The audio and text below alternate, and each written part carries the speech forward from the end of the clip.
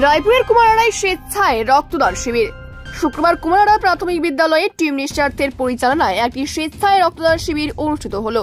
শুক্রবার বেলা 12টার সময় রায়পুরের প্রত্যন্ত গ্রাম কুমারআড়ায় একটি রক্তদান শিবিরের আয়োজন করে মানবিক সংগঠন টিম নিঃস্বার্থ। আয়োজকদের তরফে জানানো হয়, সমাজের বিভিন্ন ক্ষেত্রে প্রতিনিয়তই রক্তের প্রয়োজন হয়। সেই রক্তের চাহিদা পূরণের জন্যই আমরা বছরের বিভিন্ন সময় এই রক্তদান শিবিরের আয়োজন করি।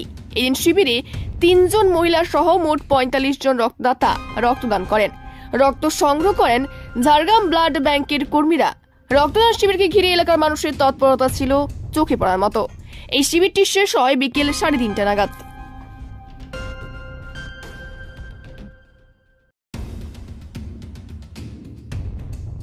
কুমারআড়া প্রাথমিক বিদ্যালয়ে স্থানীয় যুবকদের উদ্যোগে এবং টিম নিঃস্বার্থের সহযোগিতায় আমরা এটা নিয়ে 5ম বার রক্তদান শিবিরের আয়োজন করলাম।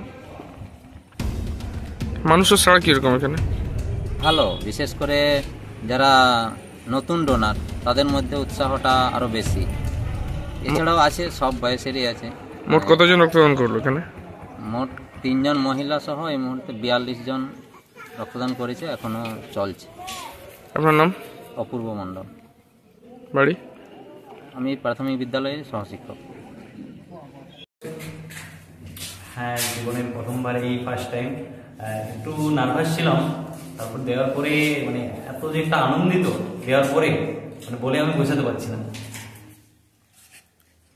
বাকিদের উদ্দেশ্যে সবাইকে বলবো, সবাই আসুন এবং দান করুন। রক্তদান মহৎ দান। বিশেষ কিছু বলে তো আমি বোঝাতে পারছি না এখন এই মুহূর্তে। নাম? অরূপ কারা। বাড়ি? ফুলবাড়ি।